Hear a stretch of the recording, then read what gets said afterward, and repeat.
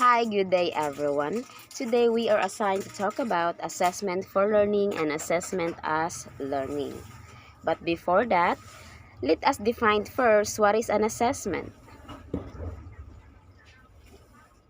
So the word assess comes from the Latin verb assidere, meaning to set with. It is a process of documenting, usually in measurable terms, knowledge, skill, attitudes, and beliefs. So, as a future educator, why does we need to assess? So, we need to assess for the learner to provide evidence of learning by demonstrating an understanding of content and achievement of learning outcomes. So, we need to assess for us to give an insight of their strengths and the areas of development. So we have also these two main types of assessment, which are the formative and summative assessment.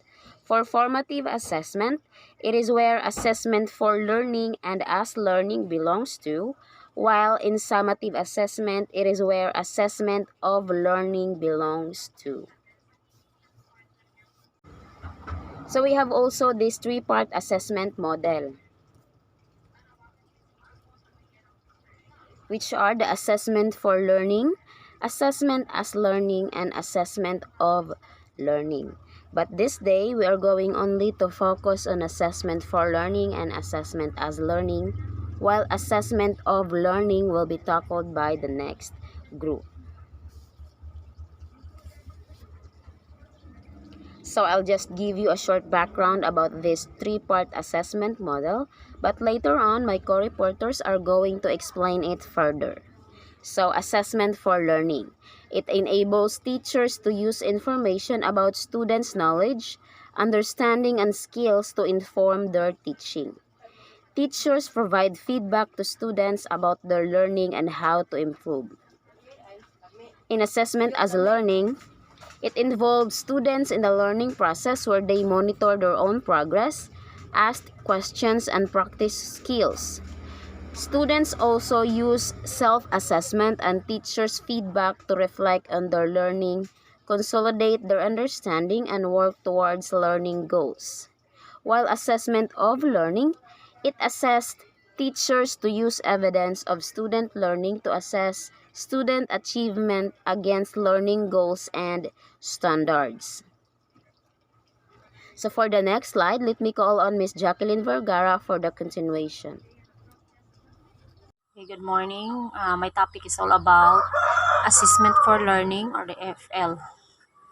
Assessment for learning is an approach to teaching and learning that creates feedback, which is then used to improve students' performance. Students become more involved in the learning process, and from this, they gain confidence in what they are expected to learn and what they understand. Assessment for learning, it is a type of formative assessment utilized by teachers in order to gain an understanding of their students' knowledge and skills in order to guide instructions. Assessment for learning, it involves using assessment in the classroom to raise students' achievements. It is based on the idea that students will improve most if they understand the aim of their learning, where they are in relation to this aim, and how they can achieve the aim. This is a key focus for the school with the aim of every student knowing at what level they are working in every subject and what they need to do to move on. A formative assessment, generally it's a low stakes, which means that they have a low or no point value. So the example of formative assessments, draw a concept map in a class to represent their understanding of a topic. They can also submit 1 or 2 sentences identifying the main point of a lecture. The goal of a formative assessment is to monitor students' learning to provide ongoing feedback that can be used by instructors to improve their teaching and by the students to improve their learning. It also helps students identify their strengths and weaknesses and target areas that need work. It also helps faculty recognize where students are struggling and address problem immediately. So there are 10 cases for assessment for learning. Recognize all educational achievements, develop capacity for self and peer assessment, part of effective planning, focus on how students learn, central to classroom practice, key professional skills, sensitive and constructive, fosters motivations, promotes understanding or goals criteria, and the last one is help students know how to improve. So assessment for learning should be part of effective planning of teaching and learning. So a teacher's planning should provide opportunities for both learner and teacher to obtain and use information about progress towards learning goals. An assessment for learning should focus on how students learn. The process of learning has to be in the minds of both learner and teachers when assessment is planned and when the evidence is interpreted. Learners should become as aware of the how of their learning as they are of the what. Assessment for learning should be recognized as central to classroom practice. Assessment for learning should be recognized as central to classroom practice. So much of what teachers and learners do in classroom can be described as assessment. That is, task and question prompt learners to demonstrate their knowledge, understanding, and skills. An assessment for learning should be regarded as a key professional skills for teachers. Teachers require the professional knowledge and skills to plan for assessment, observe learning, analyze, and interpret evidence of learning. Assessment for learning should be sensitive and constructive because any assessment has an emotional impact. Teachers should be aware of the impact that comments, marks, and grades can have on learners' confidence, enthusiasm, and should be as constructive as possible in the feedback that they give. Assessment for learning should take account of the importance of learners' motivation. So assessment that encourages learning fosters motivations by emphasizing progress and achievements rather than failure. Comparison with others who have been more successful is unlikely to motivate learners.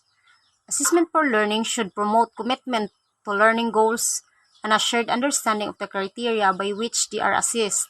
For effective learning to take place, learners need to understand what it is they are trying to achieve and what to achieve it.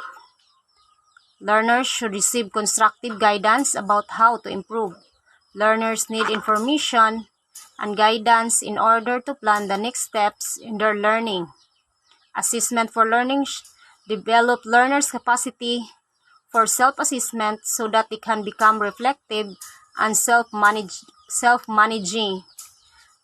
Assessment for learning should recognize the full range of achievements of all learners. So assessment for learning should be used to enhance all learners' opportunities to learn in all areas of educational activity. It should enable all learners to achieve their best and to have their efforts recognized.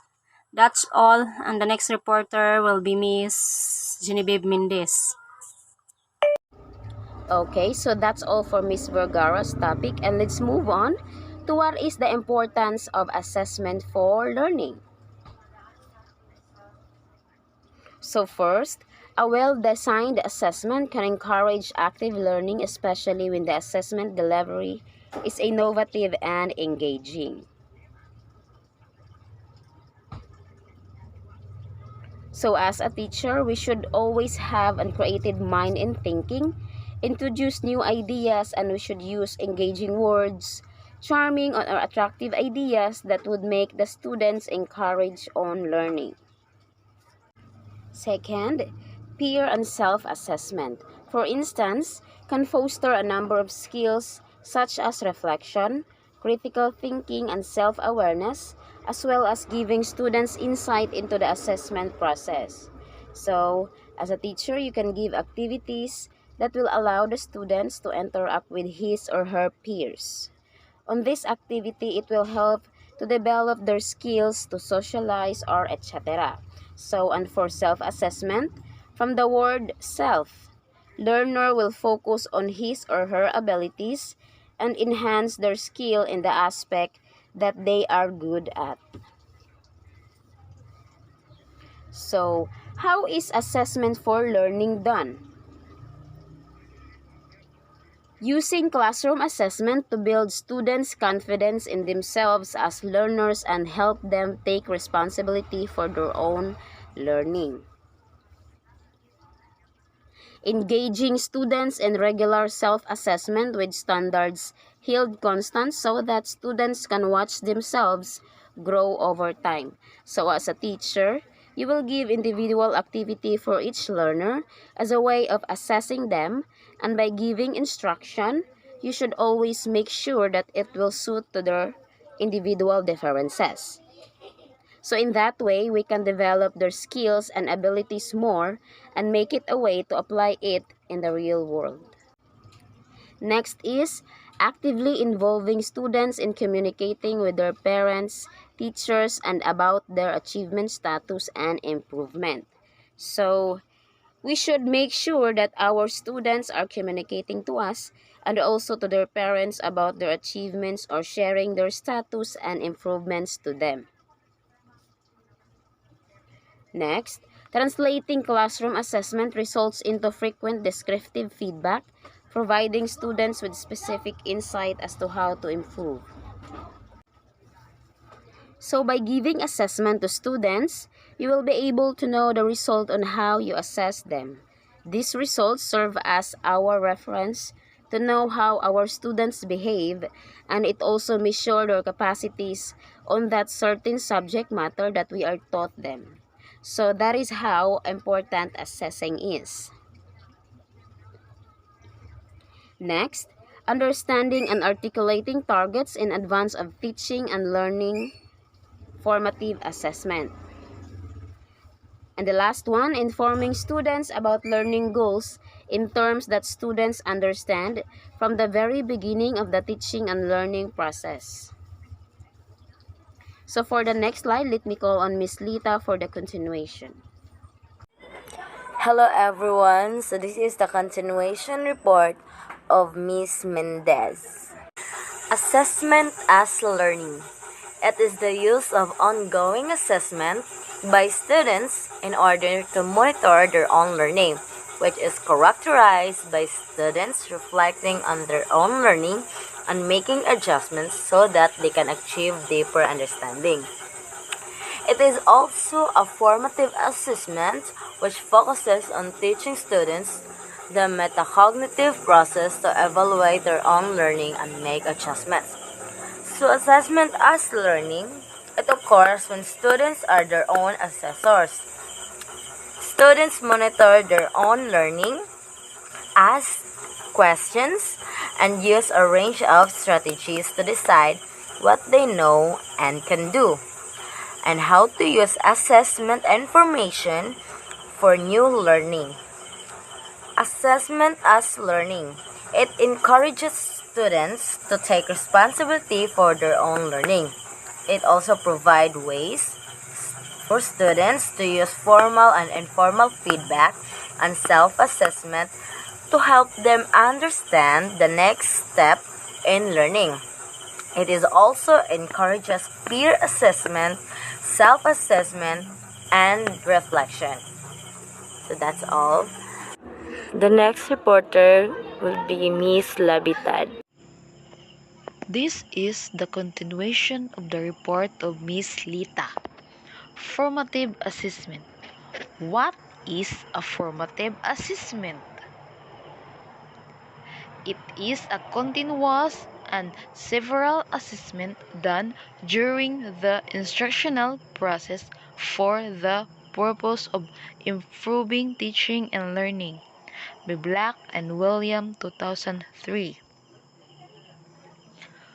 Formative assessment guided practice for students, adjust instruction on the fly, check for understanding, guides future instruction, and provides a snapshot of teaching learning while they are still happening. As a teacher, Check the understanding of the students and ask some questions or let them do the activity.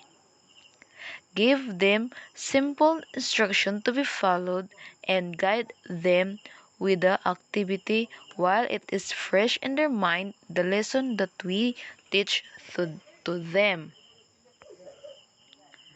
And next, formative assessment cycle.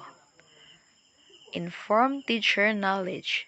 As a teacher, we should have enough knowledge to teach our students. Inform instruction. Give them instruction to be followed while doing some activity.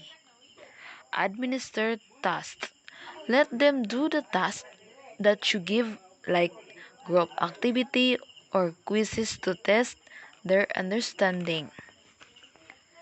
And examine student work. Check their works if they understand the lesson that we teach and discuss.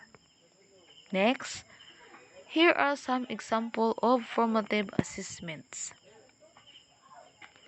Observations, questioning, discussion, journals, assignments, projects, pop quizzes, not graded, multiple choice answers, think, pair, share, conferencing reviews, practice presentations, diagnostic tests, individual whiteboard, visual representations, and written questions or exercise.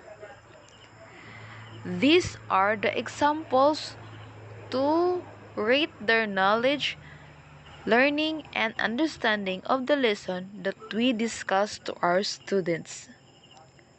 That's the end of our report. Thank you for listening.